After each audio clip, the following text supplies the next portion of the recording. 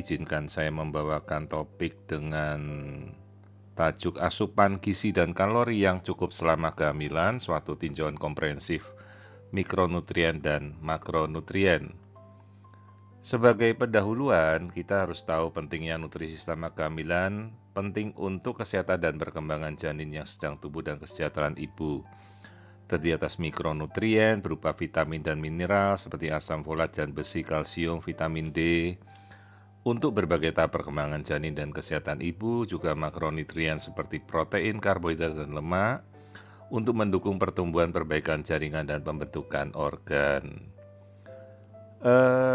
Guna dari kita bahas ini untuk pencegahan malnutrisi seperti kondisi anemia, kemudian preeklamsi, dan kondisi-kondisi seperti penyebab dari kelahiran prematur yang bisa terjadi seperti infeksi, kondisi kronis, kekurangan gizi.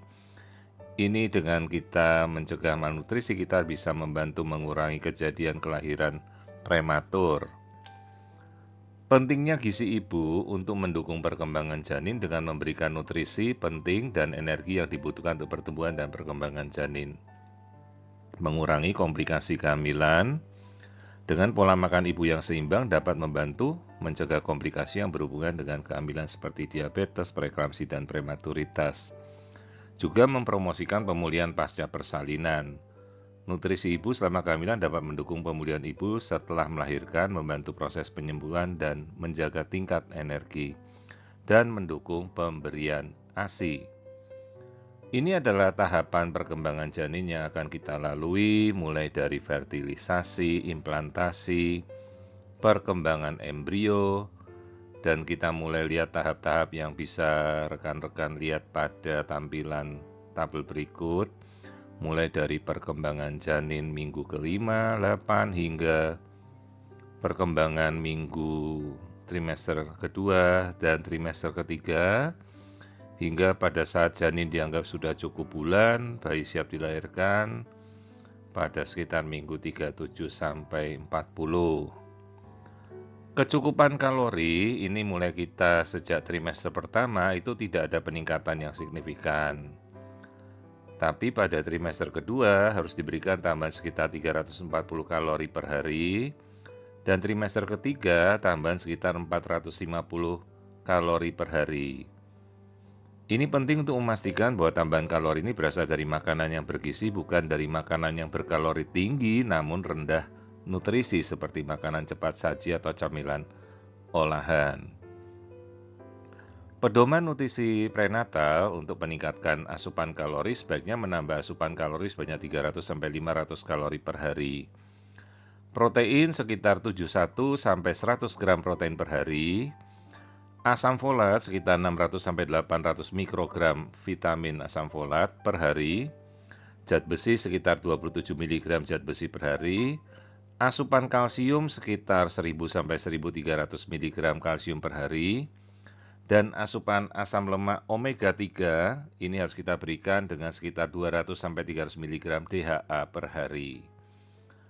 Berikut adalah rekomendasi nutrisi yang dibutuhkan untuk kehamilan. Kita bandingkan dengan kondisi di mana seorang ibu itu tidak hamil. Ya, berikut dapat kita lihat. Kesimpulannya ini adalah pada wanita sekitar 19-50 tahun, secara umum nutrisi penting seperti asam folat, zat besi, vitamin mengalami peningkatan kebutuhan selama kehamilan untuk mendukung kesehatan ibu dan perkembangan janinnya. Kecukupan gizi. Kita memberikan mulai dari kecukupan nutrisi seperti karbohidrat, ini bisa teman-teman baca mulai dari berbagai fungsinya, sumber, kecukupan harian. Jadi dari karbohidrat, protein, lemak, dan mikronutrien. Ya, dari tabel yang bisa kita lihat berikut ini. Menjaga berat badan yang sehat, persentase ibu hamil ini berada dalam kisaran kenaikan berat badan direkomendasikan. Rata-rata berat badan kurang ini sekitar 40% dari ibu hamil. Ya. Berat badan normal hampir 60%, berat badan berlebih bisa sekitar 45%, dan obesnya sampai 30%.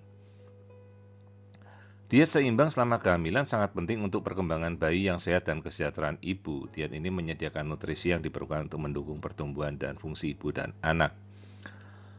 Pentingnya mikronutrien untuk perkembangan janin mulai dari vitamin asam folat, zat besi, zinc sangat penting untuk pertumbuhan dan perkembangan janin yang sehat. Kesehatan maternal membantu menjaga tingkat energi ibu, fungsi kekebalan tubuh, dan kesejahteraan ibu secara keseluruhan. Asupan mikronutrien ini dapat mengurangi resiko komplikasi ya terkait kelahiran prematur, cacat, dan berat badan lahir rendah. Persentase ibu hamil yang kekurangan zat gizi mikro utama seperti besi ini sekitar 42%, kekurangan asam folat 24%, kekurangan vitamin D 38%. Mikronutrien termasuk dari asam folat, ini kebutuhannya 400-800 mikrogram per hari. Fungsinya mencegah cacat tabung saraf, bisa dari sumber-sumber sayuran hijau. Zat besi untuk pencegahan anemia, sumber utamanya dari daging merah, sekitar 27 mg per hari. Kalsium membantu pembentukan tulang dan gigi janin, bisa dari produk susu, sekitar 1000-1200 mg per hari. Vitamin D membantu penyerapan kalsium, utamanya dari sumber paparan sinar matahari, ini 600 IU per hari. Vitamin B12 membantu produksi sel darah merah, umumnya dari sumber daging, ikan, telur, sekitar 2,6 mikrogram per hari. Yodium mendukung fungsi tiroid dan perkembangan otak, sumbernya dari makanan seperti ikan laut, ini 220 mikrogram per hari. Vitamin A mendukung perkembangan sel, tulang, mata, dan kekebalan tubuh, berasal dari sayuran berwarna oranye, sekitar 770 mikrogram per hari. Zinc untuk membantu pertumbuhan sel, fungsi imun, berasal dari daging, kacang-kacangan, biji-bijian, 11 miligram per hari. Omega 3 dari DHA dan EPA mendukung perkembangan otak. Dari ikan berlemak, sekitar 200-300 mg DHA per hari. Magnesium untuk mendukung perkembangan tulang dan gigi, berasal dari kacang-kacangan, ini 350-400 mg per hari. Vitamin C sebagai antioksidan, berasal dari sumber jeruk, stroberi, buah-buahan, 85 mg per hari.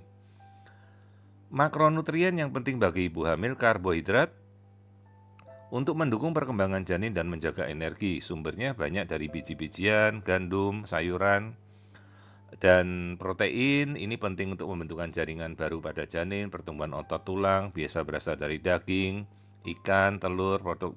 Untuk produksi protein dibutuhkan untuk mendukung perkembangan plasenta dan mendukung pertumbuhan janin. Lemak penting untuk perkembangan otak dan cadangan energi dan membantu penyerapan vitamin yang larut dalam lemak. Bisa berasal dari ikan berlemak. Terdiri dari asam lemak esensial dan juga asam lemak yang non-esensial. Kebutuhan kalori, ibu hamil memerlukan tambahan kalori sebanyak 300-500 kalori per hari untuk mendukung pertumbuhan dan perkembangan janin, seperti peningkatan volume darah, pembesaran rahim, dan produksi ASI. Pentingnya suplemen ini adalah persentase asupan harian yang direkomendasikan. Asam folat sekitar 85%, besi sekitar 92%, kalsium 78%, vitamin D 68%, dan 79% dari asam lemak omega 3. Monitoring dan evaluasi, pentingnya ANC teratur, dan monitoring kesehatan maternal, dan monitoring kesehatan janin. Memastikan gizi harus cukup. Tantangan gizi yang kita hadapi selama kehamilan ini adalah morning sickness, di mana si ibu mengalami mual dan muntah selama kehamilan. Terus ada makanan-makanan yang tidak disukai. Pembatasan makanan, mungkin perlu menghindari makanan atau bahan tertentu seperti daging mentah atau setengah matang. Peningkatan kebutuhan nutrisi, ya, peningkatan seperti asam folat, zat besi, dan kalsium. Sembelit konstipasi terjadi dalam kehamilan, mempengaruhi penyerapan dan pemanfaatan nutrisi. Juga hati-hati kondisi diabetes gestasional berkembang selama kehamilan. Berikut adalah tabel perihal kebutuhan kalori pada trimester pertama, ini 150-350 kalori per hari. Trimester kedua sekitar 350-450 kalori per hari. Trimester ketiga sekitar 450-500 kalori per hari. Suplemen. Selama masa kehamilan, kebutuhan nutrisi tubuh meningkat untuk mendukung pertumbuhan dan perkembangan janin. Dalam beberapa kasus, suplemen diperlukan untuk memastikan ibu dan bayi menerima nutrisi yang cukup. Pentingnya pemantauan, kita harus memantau status gizi ibu secara rutin terhadap asupan nutrisi, kebiasaan makan, dan kadar mikronutrien ibu hamil. Melacak kenaikan berat badan secara ketat. Penambahan berat badan ibu hamil diawasi untuk memperoleh berat badan yang ideal. Mendeteksi potensi komplikasi, pemantauan rutin memungkinkan penyedia layanan kesehatan untuk mengidentifikasi dan mengatasi masalah apapun. Menyesuaikan intervensi gizi. Untuk memungkinkan penyedia layanan kesehatan menyesuaikan rekomendasi diet dan suplemen untuk kebutuhan spesifik individu. Dan terakhir, targetnya adalah meningkatkan kesejahteraan ibu dan janin. Faktor-faktor yang mempengaruhi status gizi ibu, mulai dari cadangan nutrisi sebelum kehamilan, asupan makanan, pola adaptasi fisiologis dalam kehamilan, dan faktor sosial, ekonomi, dan lingkungan. Rekomendasi diet. Selama masa kehamilan dianjurkan untuk mengkonsumsi makanan yang seimbang dengan berbagai makanan yang padat nutrisi untuk memenuhi kebutuhan nutrisi yang meningkat, termasuk berbagai biji-bijian, buah-buahan, sayuran, protein rendah lemak, dan lemak sehat. Pendekatan yang dipersonalisasi ini tujuannya kita menilai kebutuhan individu untuk menyesuaikan rencana nutrisi dan monitor dan penyesuaian pada pola perkembangan wanita selama kehamilan. Protein. Protein sangat penting untuk pertumbuhan dan perkembangan janin selama masa kehamilan. Protein berperan penting dalam pembentukan jaringan, otot, organ, dan memastikan perkembangan yang sehat dan memenuhi kebutuhan ibu selama masa kritis ini. Ini adalah contoh pedoman diet untuk warga negara Amerika ya. Pedoman diet ini merekomendasikan diet yang sehat dan seimbang. Target protein harian minimum di Amerika itu sekitar 71 gram per hari atau 1,1 gram per kilogram berat badan per hari untuk proteinnya. Ini adalah sumber protein yang bisa kita dapatkan ya cukup mudah, mulai dari dada ayam, salmon file, tapi ikan apapun sebenarnya boleh ya, telur rebus, yogurt, kacang-kacangan, dan quinoa atau biji-bijian utuh yang merupakan protein lengkap mengandung semua 9 asam amino esensial. Faktor yang mempengaruhi kebutuhan protein mulai dari faktor usia, level aktivitas, kehamilan, dan penyakit atau cedera. Konsekuensi kekurangan protein dalam kehamilan ini meningkatnya resiko kelahiran prematur, gangguan pertumbuhan dan perkembangan janin, penurunan dan kelemahan otot ibu hamil, dan fungsi kekebalan tubuh yang terganggu selama kehamilan. Rekomendasi asupan protein untuk ibu hamil dalam gram per kilogram berat badan. Trimester pertama 1,1 gram per kilogram berat badan, trimester kedua 1,2 gram per kilogram berat badan, trimester ketiga 1,3 gram per kilogram berat badan, dan postpartum 1,1 gram per kilogram berat badan. Pemantauan asupan protein harus mulai sejak masa prekonsepsi. Kita diskusikan kebutuhan protein dengan penyedia layanan kesehatan Anda. Pada awal kehamilan, lakukan penilaian nutrisi untuk menentukan status protein saat ini dan penetapkannya pada rencana pemeliharaan. Pada pertengahan kehamilan, kita pantau asupan protein melalui jurnal makanan dan tes darah berkala. Akhir kehamilan, sesuaikan asupan protein sesuai kebutuhan dan mendukung pertumbuhan dan perkembangan janin. Postpartum, kita nilai kebutuhan protein untuk menyusui dan pemulihan. Karbohidrat selama kehamilan. Yang direkomendasikan ini sekitar 130 gram pada wanita yang tidak hamil menjadi 175 gram per hari pada seorang ibu yang hamil. Karbohidrat merupakan sumber energi utama bagi tubuh dan sangat penting bagi pertumbuhan dan perkembangan janin. Faktor-faktor yang mempengaruhi kebutuhan karbohidrat dapat bervariasi tergantung pada faktor-faktor seperti usia ibu, berat badan sebelum hamil, dan tingkat aktivitas fisik. Menjaga kadar glukosa darah yang sehat selama kehamilan sangat penting, terutama bagi ibu hamil yang memiliki atau berisiko tinggi terkena diabetes. Kadar glukosa darah postprandial setelah makan yang tinggi dapat berdampak buruk pada ibu dan bayi yang sedang berkembang dan harus dihindari melalui pemantauan dan penanganan yang cermat. Kebutuhan karbohidrat selama kehamilan pada trimester pertama ini ada 45-50% total asupan kalori. Pada trimester kedua 50-55% total asupan kalori. Sumber karbohidrat sehat bisa dari biji-bijian utuh, buah-buahan, sayur-sayuran, dan kacang-kacangan. Kondisi diabetes gestasional dan hubungannya dengan karbohidrat. Ibu hamil dengan diabetes gestasional berisiko perlu memantau asupan karbohidrat dengan cermat dan memperhatikan jenis dan jumlah karbohidrat yang dikonsumsi.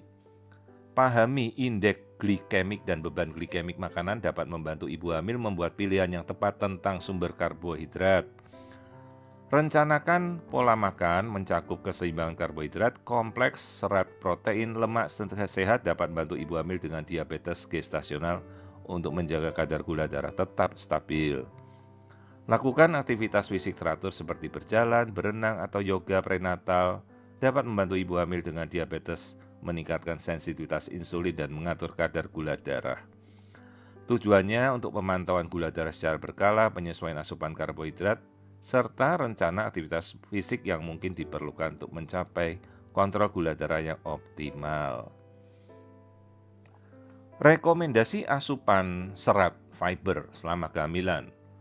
Seorang wanita hamil dianjurkan mengkonsumsi 28 hingga 36 gram serat fiber per hari. Asupan serat yang cukup dapat membantu mencegah atau mengurangi sembelit selama kehamilan jika dikombinasikan dengan asupan cairan yang cukup. Pentingnya serat. Serat sangat penting untuk menjaga kesehatan sistem pencernaan dan mendukung kesehatan ibu selama keseluruhan kehamilan. Serat dan kesehatan ibu ini kita bisa meningkatkan pencernaan karena membantu pergerakan usus, mengurangi risiko sembelit, mengurangi risiko diabetes, penurunan risiko hipertensi, meningkatkan fungsi plasenta dan mengurangi risiko preeklamsia. Serat menyebabkan pengosongan lambung ini diperlambat, membantu mengendalikan kenaikan kadar gula darah selama makan. Viskositas meningkat. Jadi serat yang larut seperti beta-glukan dan psyllium meningkatkan viskositas isi usus dan memperlambat penyerapan glukosa.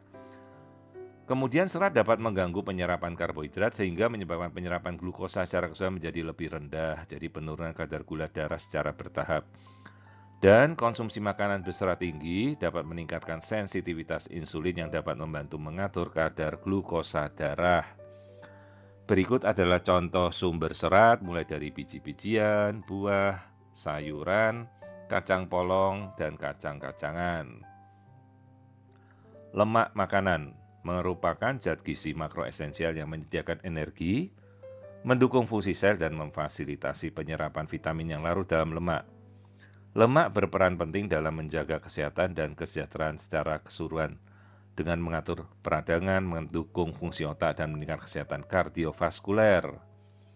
Rekomendasi lemak, asupan kalori yang direkomendasikan, ibu hamil dianjurkan mengkonsumsi tambahan 340-450 kalori per hari trimester kedua dan ketiga untuk mendukung pertumbuhan janin. Distribusi makronutrien ini merekomendasikan 20-35% total kalori harus terdiri dari lemak. Asam lemak esensial seperti omega 3 dalam jumlah yang cukup. Asupan kolesterol membatasi asupan kolesterol hingga kurang dari 300 mg per hari untuk menjaga kolesterol darah yang sehat.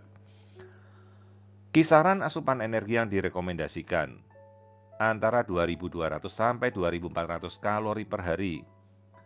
Asupan lemak yang direkomendasikan hanya sekitar 20 sampai hingga 35% dari total asupan energi dari lemak.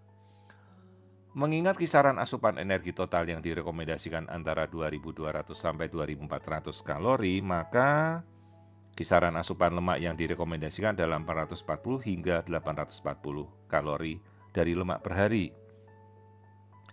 Dengan asumsi 1 gram lemak menghasilkan 9 kalori, maka kisaran asupan lemak yang disarankan adalah 49 sampai 93 gram lemak per hari.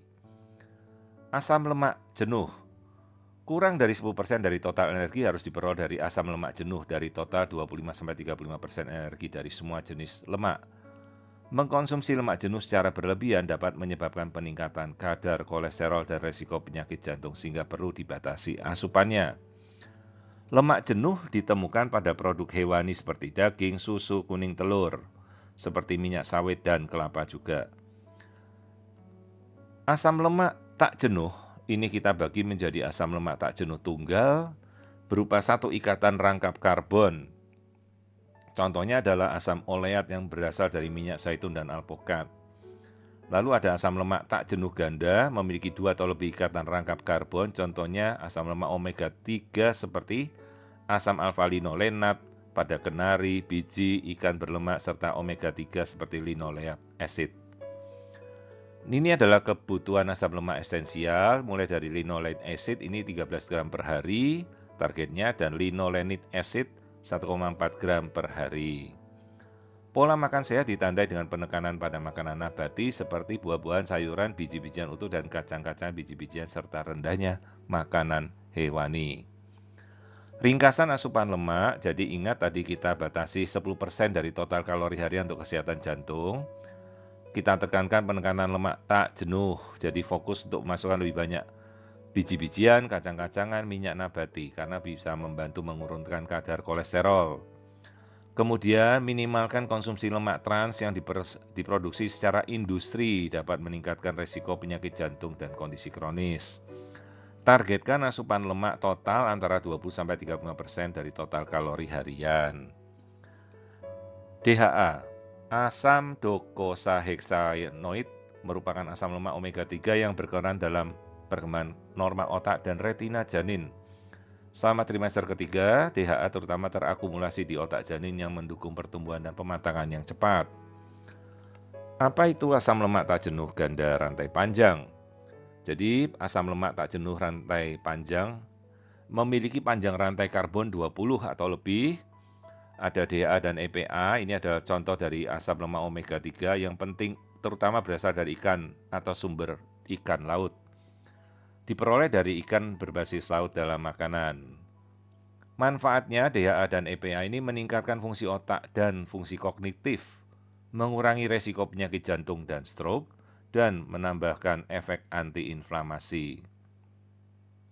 Ini adalah contoh berikut sumber makanan mengandung DHA dan EPA, mulai dari ikan salmon, ikan makrel, sarden, dan suplemen alga, serta krill oil ya dari udang-udangan. Konsumsi makanan laut dan perkembangan kognitif dianjurkan 85% ini konsumsi makanan laut ya. Kemudian 70% juga dalam jumlah sedang dan konsumsi makanan laut rendah sekitar 1 porsi per minggu. Ini yang sudah direkomendasikan, DHA setidaknya 200 mg per hari, EPA plus DHA setidaknya 300 mg per hari. Zat besi sebagai mikronutrien. Kekurangan zat besi diperkirakan mempengaruhi 1,5 hingga 2 miliar orang di seluruh dunia. Populasi rentan, bayi, anak kecil, dan wanita usia produktif ya, dan konsekuensinya anemia, kelelahan, gangguan fungsi kognitif, dan penurunan produktivitas kerja. Faktor yang berkontribusi seperti asupan makanan yang buruk, peningkatan kebutuhan zat besi, kehilangan darah, dan malabsorpsi. Peran zat besi dalam perkembangan janin untuk perkembangan otak janin, fungsi plasenta, transport oksigen, pengembangan sistem kekebalan tubuh, pembelahan sel, dan pertumbuhan. Ini perbandingan nilai referensi diet zat besi seluruh dunia. Seperti di Amerika, kecukupannya 27 mg zat besi per hari selama kehamilan, Uni Eropa 16 mg per hari, India 35 mg per hari, Inggris sekitar 14,8 mg per hari, Australia dan New Zealand 27 mg per hari, Jepang 30 mg per hari. Kebutuhan kalsium untuk perkembangan skeletal janin membutuhkan sekitar 30 gram kalsium selama kehamilan, terutama pada trimester terakhir. Penyerapan kalsium meningkat selama kehamilan untuk memenuhi kebutuhan janin yang terus bertumbuh pada trimester ketiga terutama. Sumber kalsium dari produk susu, sayuran berdaun hijau, dan makanan yang difortifikasi serta suplemen. Sumber kalsium makanan ini sekitar 1090 mg per hari dan makanan suplemen bisa sampai 1300 mg per hari. Kalsium dan vitamin D yang cukup sangat penting untuk perkembangan kerangka janin yang baik. Berikut sumber kalsium mulai dari susu, brokoli, dan sereal-sereal yang diperkaya. Paparan cahaya matahari sebagai sumber vitamin D ini dapat memproduksi vitamin D dari ultraviolet. Dianggap sebagai sumber utama vitamin D bagi kebanyakan orang. Sumber diet bisa dari ikan berlemak, kuning telur, dan produk susu. Suplemen vitamin D juga termasuk vitamin D tablet, kapsul, tetes cairan dapat dikonsumsi untuk memastikan asupan vitamin D yang cukup ketika paparan sinar matahari tidak mencukupi. Suplemen prenatal dari kalsium ini membantu mengandung kalsium untuk mendukung perkembangan kerangka, vitamin D untuk membantu penyerapan kalsium. Perkembangan janin, kalsium dan vitamin D ini bekerja sama untuk memastikan perkembangan janin dari pertumbuhan tulang dan gigi. Asam folat itu adalah vitamin B9, merupakan nutrisi penting yang dibutuhkan untuk berbagai fungsi tubuh, juga menjaga perkembangan selubung tabung saraf selama kehamilan untuk membentukkan otak dan tulang belakang. Pentingnya dalam kebutuhan prenatal, ini untuk perkembangan janin yang sehat. Manfaatnya adalah penurunan kejadian cacat tabung syaraf atau neural tube defect, peningkatan untuk perkembangan janin, mengurangi resiko penyakit kardiovaskuler, peningkatan fungsi kognitif, dan menurunkan resiko kanker. Dosis yang dianjurkan asam folat 0,4 sampai 0, mg per hari, waktu pemberian 1 bulan sebelum masa pembuahan dan 2 sampai 3 bulan setelah pembuahan. Vitamin B12 penting untuk produksi sel darah merah yang membawa oksigen ke seluruh tubuh. Ini memainkan peran penting dalam pemeliharaan fungsi sistem syaraf termasuk otak dan tulang belakang. Diperlukan untuk sintesis DNA dan materi genetik yang membantu pertumbuhan dan perkembangan sel. Juga membantu untuk mengubah makanan yang kita makan menjadi energi yang dapat digunakan. Pentingnya vitamin B12 ini untuk membuat produksi pematangan sel darah merah yang sehat, fungsi saraf, menjaga kesehatan dan fungsi sistem saraf, untuk mengubah makanan menjadi energi, untuk pembelahan sel dan fungsi kognitif. Angka kecukupan gizi vitamin B12 adalah 0,6 mg yang merupakan jumlah yang direkomendasikan untuk memenuhi kebutuhan pertumbuhan janin dan plasenta selama kehamilan. Berikut contoh sumber makanan vitamin B12 dari daging sapi, dari ikan salmon, telur, susu, dan keju. Absorpsi vitamin B12 yang dikenal juga sebagai kobalamin, terutama di ileum terminal. Prosesnya melibatkan pengiriman vitamin B12 ke faktor intrinsik. Faktor yang mempengaruhi bioavailabilitasnya dapat dipengaruhi oleh termasuk pola makan, pengobatan, dan kondisi medis yang mendasari seperti adanya atrofi lambung, penyakit Crohn, dan pertumbuhan bakteri yang berlebihan, juga penggunaan obat-obatan tertentu. Asupan cairan. Asupan cairan seperti mulai dari minuman cairan yang kita minum diperkirakan 2,3 liter per hari dari minuman. Kalau dari makanan, jumlah cairan tambahan itu sampai mencapai 3 liter per hari. Faktor-faktor yang mempengaruhi kebutuhan total cairan dari kondisi lingkungan, aktivitas fisik, dan perbedaan individu. Asupan cairan yang cukup selama kehamilan sangat penting untuk menjaga hidrasi yang tepat. Ibu hamil harus memantau asupan cairan dan menyesuaikan dengan kebutuhan masing-masing. Hidrasi yang tepat selama kehamilan sangat penting untuk menjaga kesehatan ibu dan janin, untuk mengatur suhu tubuh, mendukung fungsi plasenta, dan mencegah komplikasi. Tips hidrasi, bawalah botol air, digunakan kembali sepanjang hari untuk kita bisa mendorong hidrasi yang konsisten. Bisa juga dari semangka, watermelon. Hindarilah soda, batasi minuman berkafein dan manis. Kita juga bisa membuat infused water ya, dengan menambahkan irisan buah, rempah, mentimun ke dalam air untuk menambah rasa. Populasi khusus pada kondisi seperti kehamilan diabetes mellitus, ini tujuan penata laksanaan medis pada pasien hamil adalah mempertahankan konsentrasi gula darah pada atau mendekati kadar normoglikemik pada saat pembuahan dan seluruh kehamilan. Mempertimbangkan bahwa normoglisemia pada pasien hamil tanpa diabetes lebih rendah daripada keadaan tidak hamil. Kontrol glikemik yang baik selama kehamilan mengurangi kemungkinan hasil buruk pada ibu dan janin. Perawatan prakonsepsi kita harus mulai dari menilai kontrol glikemik, mengevaluasi kadar HbA1c, dan menyesuaikan pengobatan sesuai kebutuhan ya untuk mencapai target glikemik yang optimal. Mulailah mengkonsumsi suplemen asam folat, tinjau obat-obatan, hentikan semua pengobatan yang berpotensi teratogenik, jagalah kenaikan berat badan yang sehat, dan atasi komplikasi diabetes apapun. Manajemen gizi kita mulai dengan perhitungan karbohidrat, indeks glikemik, buatlah makanan seimbang, suplemen vitamin dan mineral, dan hidrasi sebaik mungkin. Pemantauan glukosa bisa kita lakukan dengan pemantauan glukosa darah mandiri dan glukosa darah berkelanjutan. Pasca persalinan dan menyusui, ini kita membutuhkan pola makan yang cukup dan seimbang untuk mengisi kembali cadangan makanan ibu yang dikeluarkan selama kehamilan untuk mendorong penurunan berat badan berlebih dan memenuhi kebutuhan gizi bayi yang disusui. Pada 1-2 minggu pasca persalinan, kita harus fokus pada penyembuhan dulu, istirahat, dan memulai proses menyusui. Pada 3-6 minggu pasca persalinan, secara bertahap memperkenalkan dengan olahraga ringan dan tingkat aktivitas secara perlahan. 2-3 bulan pasca persalinan, terapkan pola makan seimbang dan defisit kalorinya kita perbaiki. 4-6 bulan pasca persalinan, lanjutkan dengan diet seimbang dan olahraga teratur. 6 bulan pasca persalinan, pertahankan kebiasaan gaya hidup sehat untuk manajemen berat badan dalam jangka panjang. Kandungan gizi dalam ASI ibu secara langsung dipengaruhi oleh asupan makanannya. Kualitas dan kuantitas zat gizi dengan makanan ibu sangat penting untuk perkembangan dan pertumbuhan bayi yang disusui. Rekomendasi diet pasca persalinan. Cukupkan kalori 1.800-2.400 kalori per hari, diet padat nutrisi seimbang, hidrasi, besi, folat, kalsium, dan vitamin D. Masa nifas adalah masa kritis bagi ibu untuk memprioritaskan kesejahteraan mereka sendiri karena masa ini merupakan fondasi bagi kesehatan fisik dan mental mereka dalam jangka panjang. Kebutuhan khusus nutrisi pada kehamilan kembar, kehamilan ganda.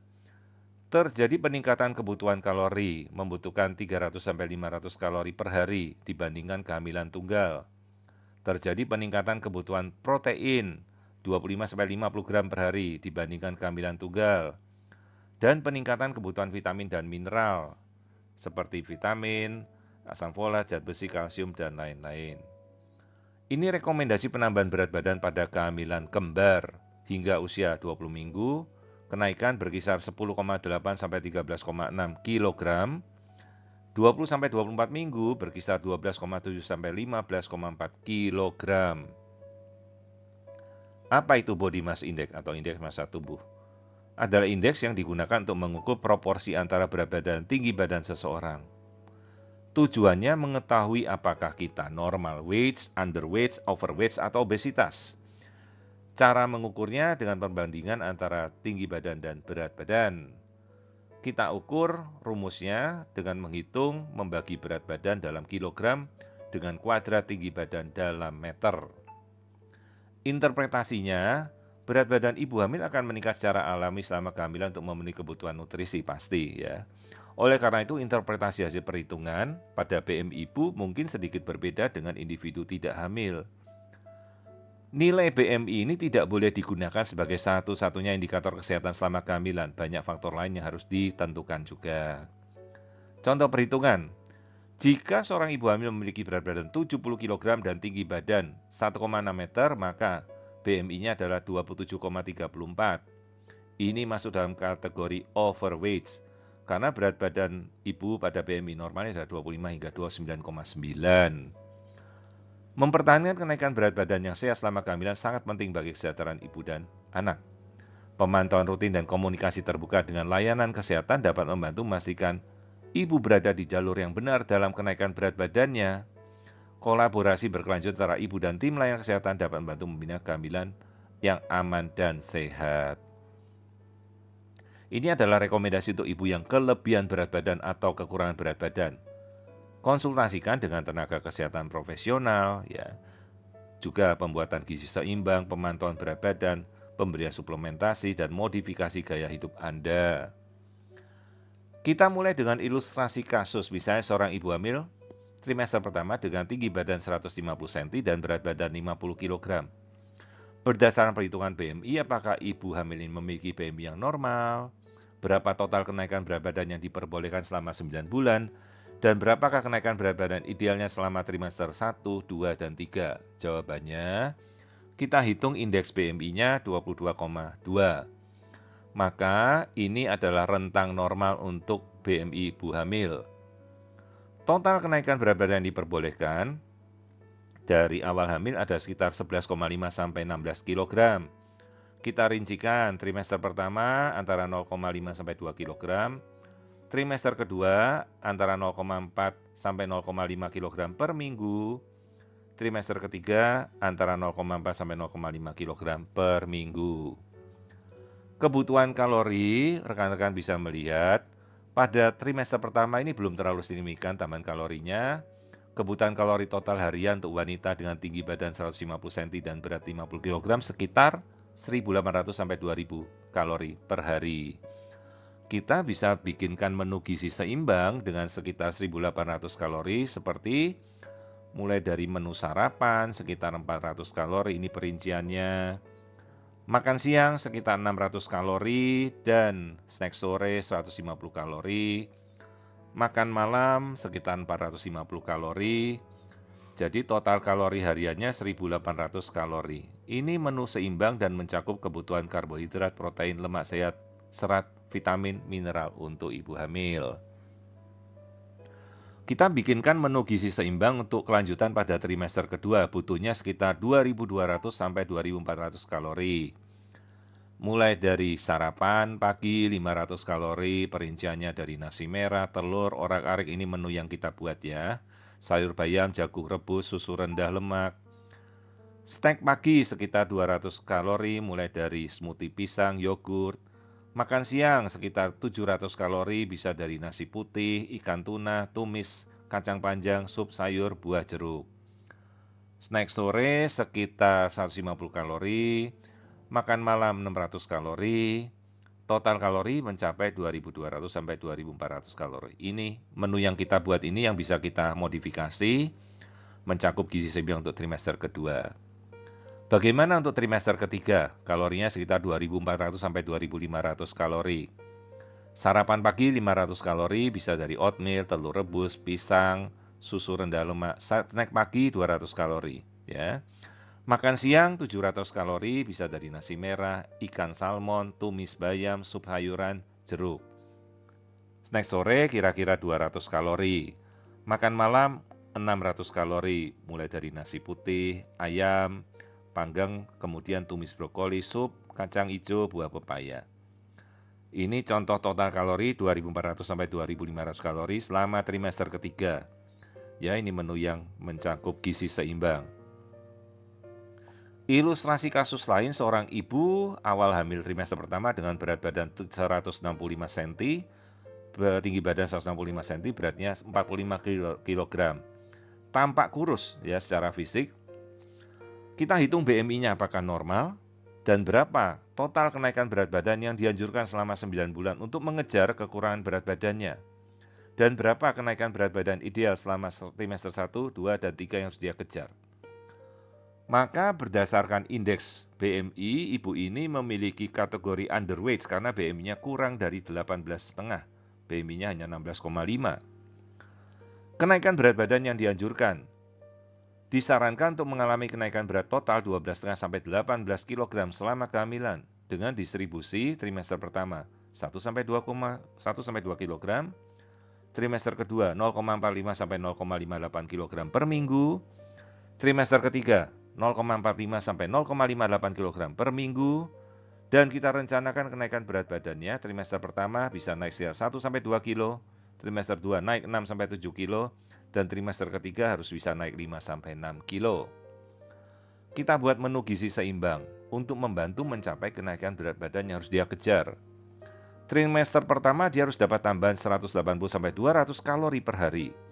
Bisa kita bagi mulai dari sarapan, snack pagi, makan siang, snack sore, dan makan malam. Ini contohnya. Trimester kedua tambahan 300 kalori per hari, mulai dari sarapan oatmeal, snack pagi, makan siang, snack sore, makan malam. Ini contoh menunya.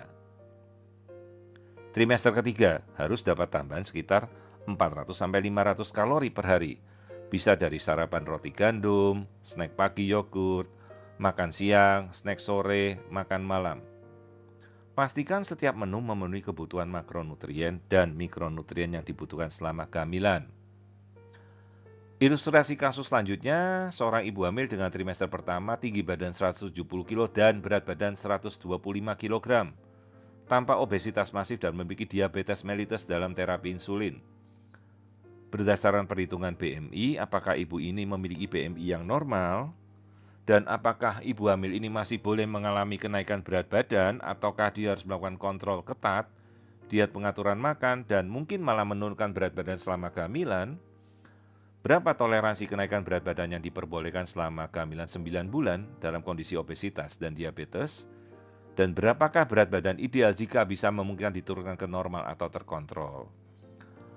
Maka berdasarkan perhitungan BMI, ibu ini BMI-nya 43,25, jelas kategorinya obesitas masif grade 3 atau morbid obesity. Resiko tinggi terhadap komplikasi disertai diabetes. Kenaikan berat badan yang dianjurkan dengan obesitas BMI lebih dari 30 harus dikontrol dengan sangat ketat.